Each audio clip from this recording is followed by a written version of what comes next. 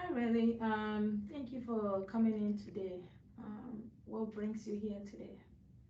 Um, Here lately, I've just kind of been having a lot of thoughts in my head, not being able to control them, worrying about just a lot of things. I can't stop worrying. Mm. So it looks like you have a lot of things in your mind that you are so concerned about that makes you worry, and it started currently. Can you tell me more about that?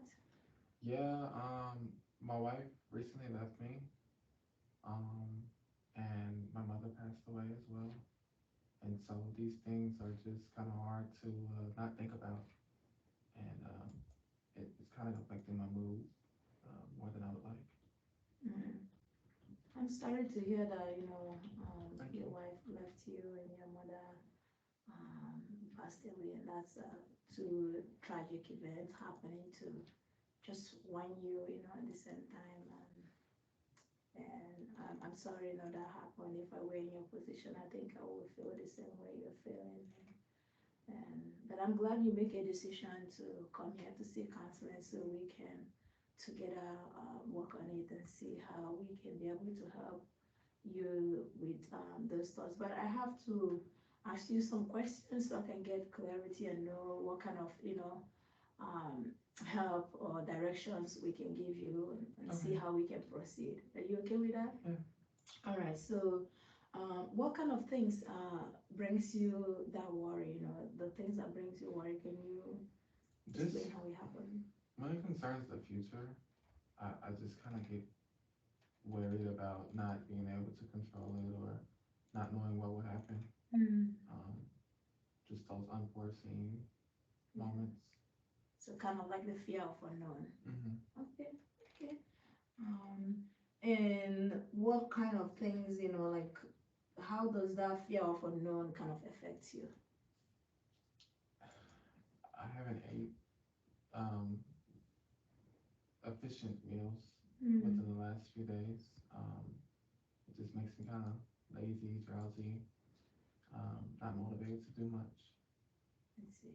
So, the fear of unknown that you have, which is, cause you excess worry, made you to lose some appetite and also you feel tired and unmotivated and not really having the motivation to get things done. And thank you for sharing those with me because I know that those can be deep things in your mind and you were able to share that with me and I appreciate that.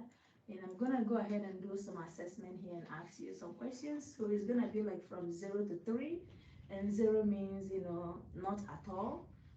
Several days mean 1 is several days, and 2 is over half the day, and 3 is nearly every day, and that is like over the past 3 weeks, like what you're experiencing. Is it like every day, nearly every day, or maybe over the half of the day, or maybe several days, or maybe not at all? So I'll ask you that Okay. question, okay?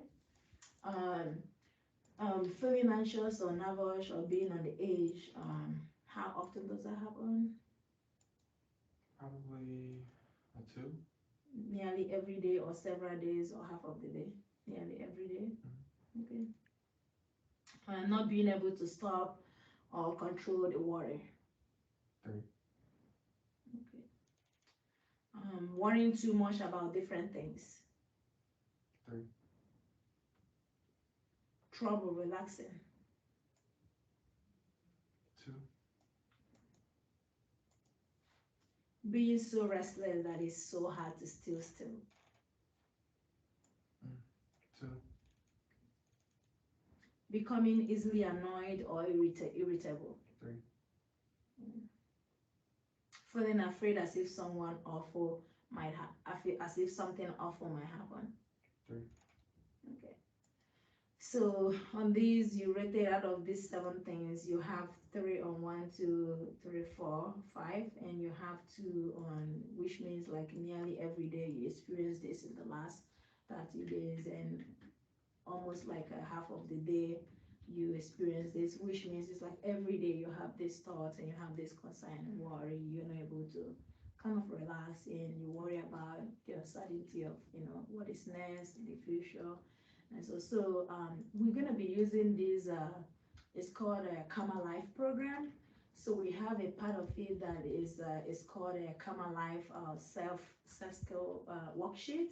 So in that worksheet, it has like some learning skills that you can learn on your own to help you to manage the stress, the worries, and the anxious feeling that comes when you have those thoughts.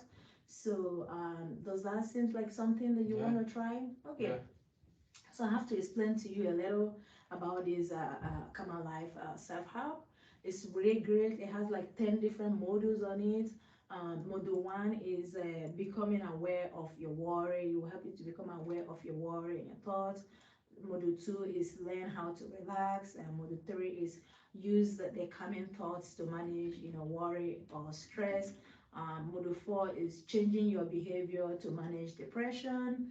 Module five is changing your behavior to manage worry or stress. Module six is problem solving. Module seven is progressive muscle realization, and module eight is thought stopping, and module nine is changing your thought to manage stress and worry, and module five is maintaining a calmer life. So in each of these module, at the end of each one is described, give you a short description of what each of it is all about, and at the end of it all, it gives you like a worksheet that will guide you on how to do that. And by the time you're able, from number one module, it kind of makes you aware of what it is. But when you get to number 10, that's kind of like the highest level, which will make you to maintain a calmer life. Then all the anxiety and worry and fear of unknown and uncertainty will kind of help you to be able to be calmer, and you'll be able to maintain it. Does this seems like, something that you can use? Yeah, I would like to. Anything to help would be nice. Okay, yeah, and I do want to let you know, just like I know. Do you know how to ride a Yes. bicycle? Yeah, when you started the first time you ever stepped on that bike to ride a bike, it was not easy. You started it first, you were like a little fearful, and then you didn't stop that first day, right? You continued, so you keep riding that bike, and now you mastered how to ride a bike. You can ride a bike. So it's similar to this worksheet. So it's something that you don't do one day and stop. It's something that you continue to repeat to practice it. By the time you practice it, you will get used to it, and then it will become effective for you the more you practice it, and then you get used to it, you know it, and it become, it will help you to maintain. Because if there's anything we want for you, we want you to maintain a calmer life. So this will help you, and also you learn, as you're doing it, you learn those skills that can help you to become comfortable and be able to, become comfortable with each other and be able to practice them to help you to maintain a calmer life in for sure.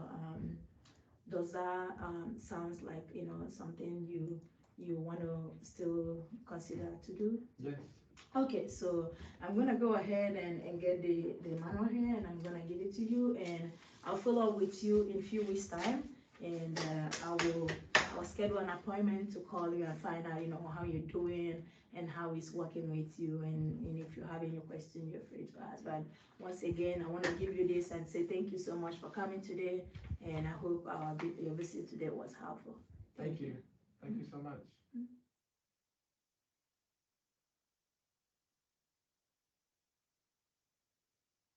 Thank you, Danny, for filming us. He did a great job.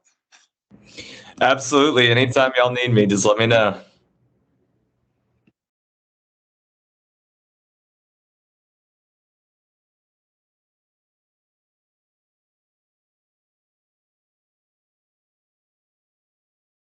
Dr. I, do you want to share something before we leave the rest of the time to students for discussion? No, I didn't have anything in particular other than this is our last training for the semester, and I want to commend you all for making it so far now. And what we would just like from you all is, if you can, just send us maybe like a snapshot from your Tavera of all the integrated care hours that you've obtained whenever you get a chance, once you've completed all those hours. and then we'll make arrangements with you all. We'll send you paperwork that you'll need to complete in order to receive your stipends. And then next semester, we're going to have the second round. For those of you who are in the second round, we'll have that set up. Also, we plan to have you all go through a telehealth certification training, which we're going to provide a link for you to have to get started on that training, but that'll probably be sent out to you all either at the end of maybe sometime in December or in the beginning of January. I think that's really all that we have. Does anybody have any questions just about the TexCHIP program or the process of things? I meant the snapshot was like maybe if you can show the hours you've obtained on Tavera. But where would you like us to send it? You could just email it to us. Yeah, that's what I wanted to say. Please email it to 3 of us, because if you email it to one person, maybe you email it to me or to Union or to one person. We don't work at the same time. So you might email it the days I'm off from work. I will try not to respond, but Union is working and she can respond. And maybe she's off, I will respond. So it's usually good you email it to 3 of us, so there won't be anything missing. So I think our last supervision is on the 28th, and we have one Monday, right? That's what we decided. So we would send that snapshot after the 28th. Yeah, and some people has actually completed their integrated hour. If you have done so, you can, but if not, wait until you have completed that. So Okay, got it. We need 15 supervision hours, is that correct? Or a change? minimum of 13. Minimum of 13. Yeah, Okay. and at least 15, minimum of 13.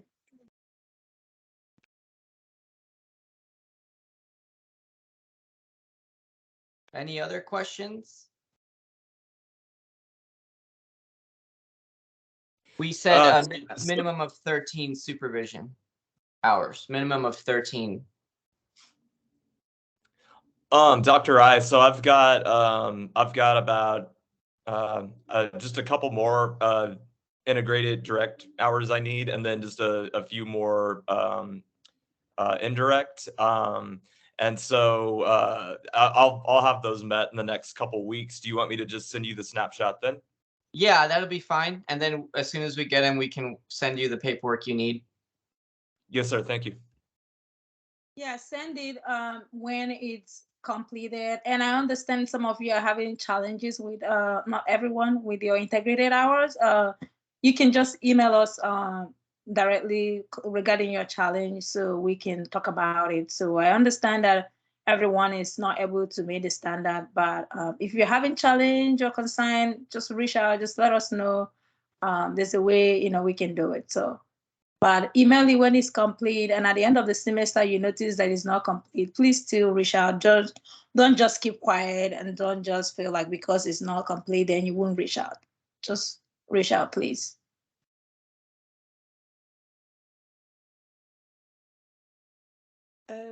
Dr. I, so Yes. are they hours able to carry forward? That's a good question. I know that your direct and indirect hours, just regular hours, can carry forward. And so we really never had that question asked before regarding integrated care hours. Honestly, I think it's fine if you want to carry forward those hours since it's internship. That'll be fine, but we don't allow practicum hours to carry forward. That would include integrated practicum hours as well. So only if you're an internship 1 to internship 2. Yeah, that's also one thing I want to address as well. If you are in the practicum right now, so your hours are not allowed to carry forward. But if you're in internship 1, then that is okay.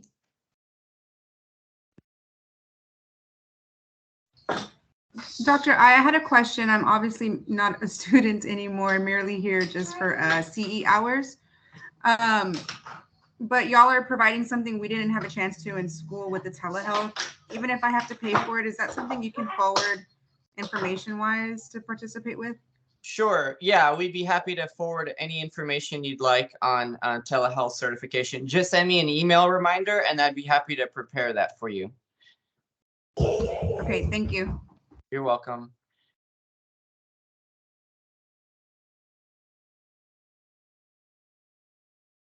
Any other questions?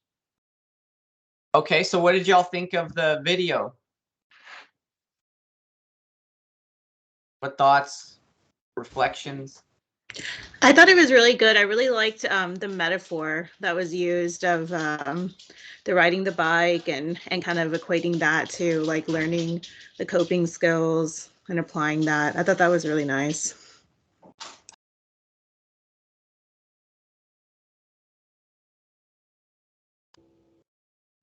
Yeah, I agree. I thought that was a really good analogy.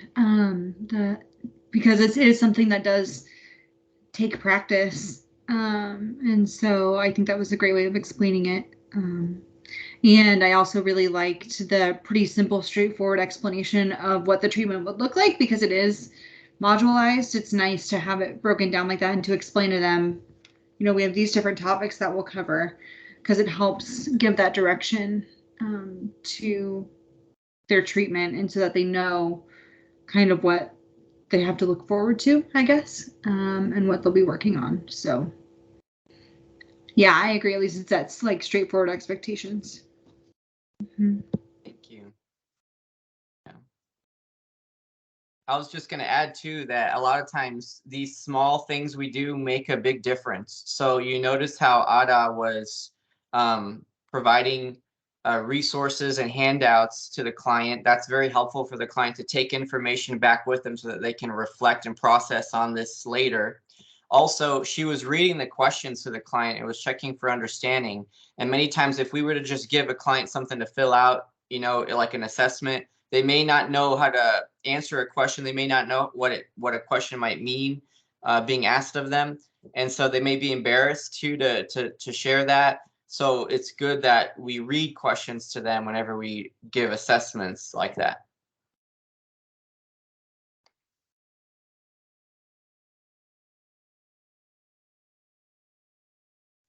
What are your thoughts just about treating anxiety? Anxiety is a pretty difficult thing to treat, honestly. There's a lot of clients who struggle following through with the recommendations that we make because with anxiety, what's the one thing that they want to do when they encounter anxiety-provoking situations? They are often sort of like wanting, they get this urge to just want to, like avoid, right? Avoid and leave. That's what's so challenging about treating anxiety disorders.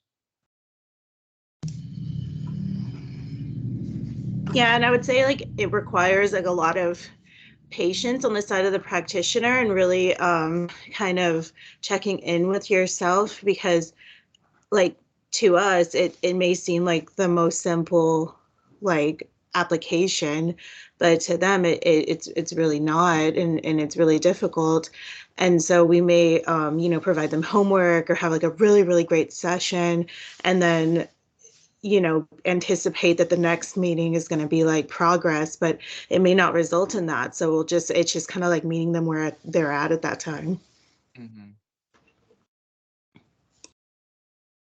I think when it comes to the skills, so what Miss Melissa just provided us, you know, that video about how you as a counselor, as a professional, can help your client visualize those breathing techniques and also relaxation techniques, right? So another thing is what I do with my clients in the session is, okay, so another way to help clients visualize what their anxiety looks like. So this will come down to a point, okay, so how does it smell, you know? Then if it has a shape, so what it looks like.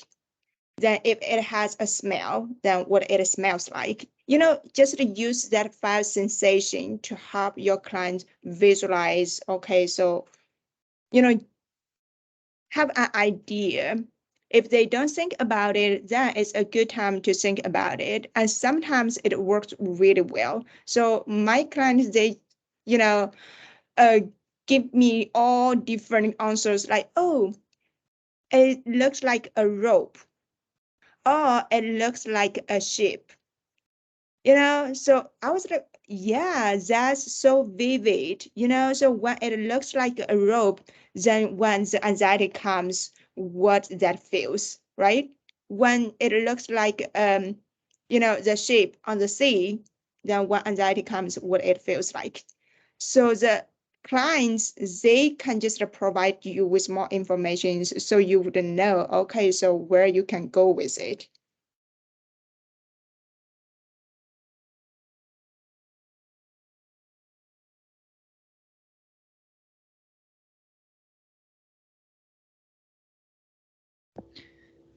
Yeah, I think that's a great technique, Union, because it can help them externalize that anxiety and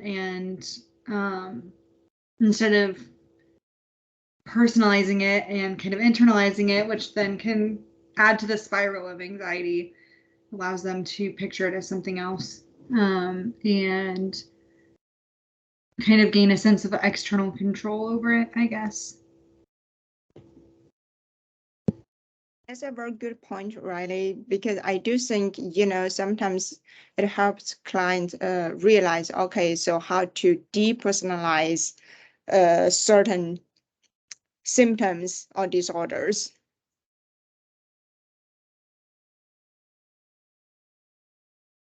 Like if you would go with the treatment of anxiety disorder, how you want to approach it.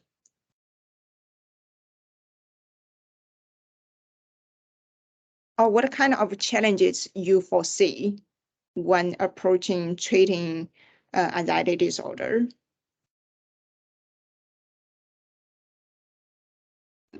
I think just like finding the right maybe relaxation tools or just coping skills to give the clients, because they're not effective for everyone. Yeah, I think that can be a challenge. Just like the amount of like effort and repetition that it takes to challenge those thoughts sometimes, like preparing clients for that, because it does take like concerted effort to like, change some of those cognitive patterns that have been there for a long time. I also think like the over use of medication to treat anxiety disorders can kind of be something that we struggle with, because like Dr. I said, when you have anxiety, you want to run away from it. You want it to go away quickly. That's the kind of the whole point. And if you have a medication that's a quick fix, it's a pretty hard cycle to break, to actually like look at it and have to do the hard work. So I think that can be a real problem with convincing people that there are other ways to treat it.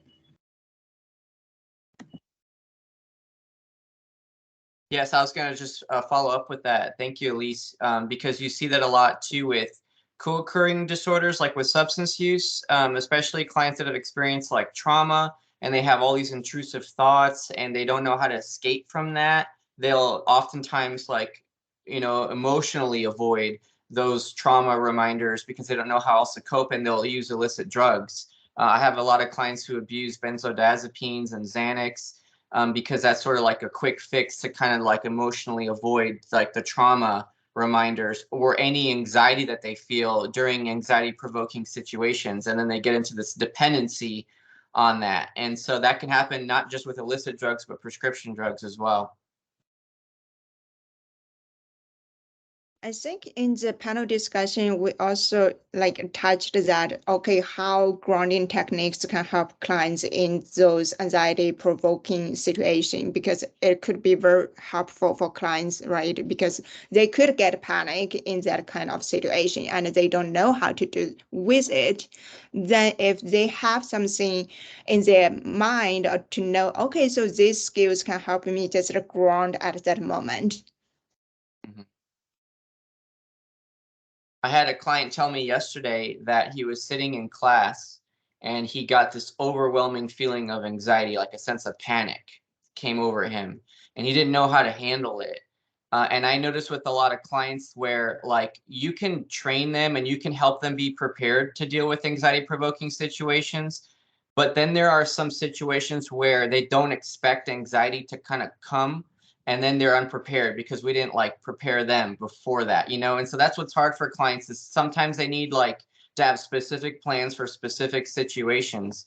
And so, you know, we were talking about things that he could do, and he puts his headphones on, and he said, what I did was I just listened to really loud music that I like that kind of drowns out like the noise and the loud sounds that were in the classroom and all the kids around me. And so, I mean, for him, he found a temporary solution that helped him. But just kind of consider that, like, a lot of times clients will still find themselves dealing with situations where they're unprepared. And so it's important that we role play these scenarios with them, and we do a lot of problem solving with them, and we help them stop and think about what they can do in the event that they find themselves recognizing, hey, like, this is familiar. I'm starting to feel anxious, and I'm around a lot of people, like all my triggers are present. This is what I remember us talking about what we can do. And so really the opposite of being anxious is being prepared, because when you're anxious, you're often unprepared. But when you're prepared, you've got a plan, and then you feel a little bit more assurance or confidence to deal with those situations, right? Also, I was wondering, because when you talked about, you know, if someone get anxious in a social environment, I was wondering, so how they would worry about others look at them, you know? So they might be, okay, so looking at them with a weird look, and they would, whoever is in that situation might feel embarrassed. So if they have any like social support at that moment, like how they could connect with their social support and to, you know, let them know, okay, so this might be provoking for me and I might have this, that, then I don't know. It's just something in my mind. I was wondering if they can, you know, let their social support know, right, to be prepared. So if something happens, then it's also an actual resource for them. Yeah, having their social supports, I think, be aware and familiar with, you know, what they go through, and then being able to provide some support for them, you know, maybe to help them with being redirected. I think that can help a lot. And it kind of goes back to what Hannah was saying earlier about how clients, they have these patterns of thinking that they've sort of hardwired in themselves over all these years of dealing with anxiety. And there's all these anticipatory thoughts that sort of come now like naturally to them, where they just anticipate the worst, or they anticipate criticism, or that they're not going to be able to handle something, it's going to be unsafe. And so they have to retrain their mind.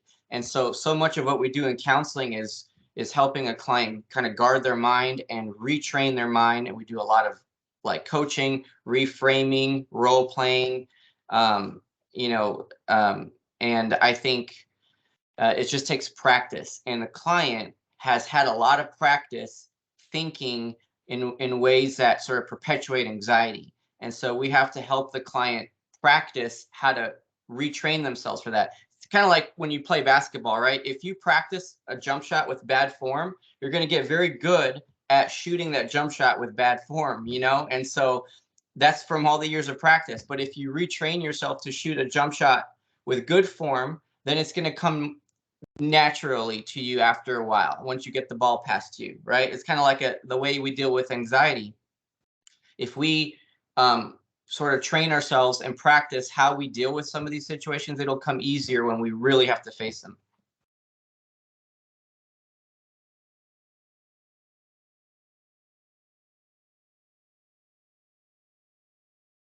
Anyone else had any thoughts on this?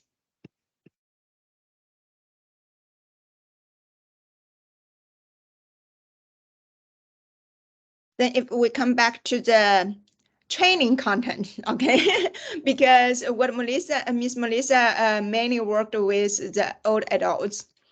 So I think one thing is not touched on in that session is, so I guess from a kind of existential perspective, right? So I wonder majority of the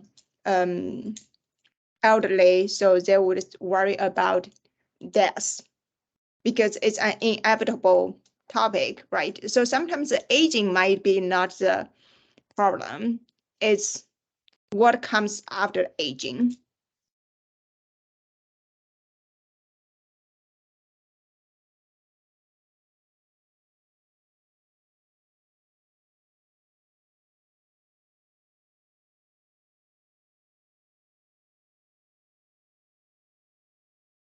How many of you all work with elderly?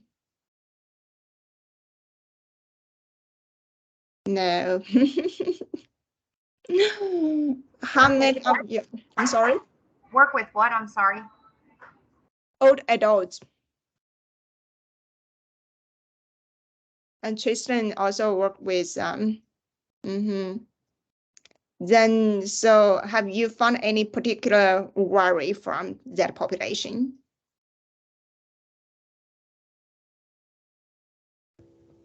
I know I've had clients that are concerned about retirement and having financial means to support themselves moving forward. I would agree with that. Definitely the financial component, because even if they get, you know, some sort of government assistance like SSI, SSDI, it's not, you know, it's not enough to really survive. You know, it doesn't go far. So then they're kind of faced with, okay, well, going back into the workforce and then having anxiety about going into the workforce. So I was working with somebody who is having anxiety about going back into the workforce as an older adult, not really being comfortable with technology. And then I would say another component is also like the social aspect and not being around too many people. And, you know, as you get older, your social circles like start to dwindle. And then if you've been at, you know, you start getting it through work or you start getting, and so then they start like kind of retreating back. And so that's another thing that I see a lot. Thank you for that. I also see Elizabeth's comment here. They want to age peacefully with dignity. Absolutely. Okay, let me see. First year after retirement shows greatest risk of suicide amongst men, especially within the age and retirement, losing connection and functioning and being alone. Yes, and also I think when we did the suicide training, we also had that statistic data, right? And say, okay, so compared to women, then the success of suicide, excuse me using that word success, even though I'm not comfortable to use that word to describe this, but so that is actually a man is higher than women, because when men commit suicide, usually they use some lethal methods, and they did it. But yeah, so this is probably also another reason that when it comes to the old adults, then it's also the same statistics, probably. That's just my assumption. Yeah, so I actually looked into this a little bit and asked about it after we had a career professional tell us that we needed to provide like hobbies and support for my own father who was looking at retirement, because once you have like a long career, he works as a dean at another university, and so that's been his whole life, that's his identity. And when they say, especially when men lose that piece of them, a lot of them end up either dying of like just rare things, kind of like a broken heart, but then also there's a high risk of suicide. So I had asked our geriatric unit therapist, and they said it is a huge risk because people lose that sense of identity. And if you don't come in with a program and coping skills and therapy and ways to replace that loss. So I enjoyed this training a lot because I think we forget to really focus on the older age. And so we focus so much on kids and adults that I think it's a really great thing to know. So she did a fantastic job, and it's really good information.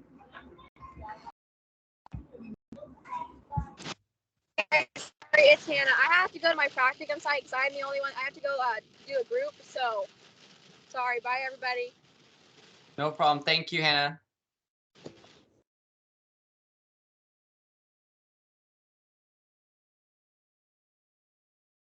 I'm glad you enjoyed the training, Liz. Anybody else have any thoughts or feedback?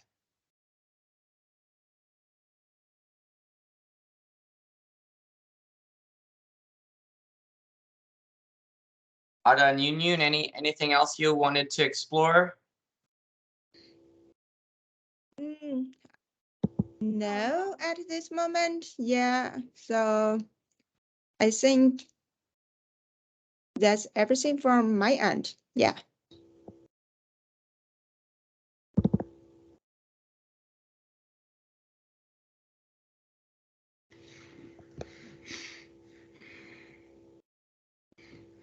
Okay, well, if nobody else has anything, I think we can let y'all go early. I really appreciate everyone's time and attention and engagement. And we'll have this recording up on the website soon. And if you need any other resources or any supports for anything, let us know. Otherwise, we hope that you enjoy the rest of your weekend. And I hope that you all enjoy your Thanksgiving holiday. So y'all have a great rest of your week, and we'll keep in touch. And the next training is January 21st. Thank you. Stay warm. Bye, y'all. Bye, guys. Bye. Bye, everybody. Bye, you all.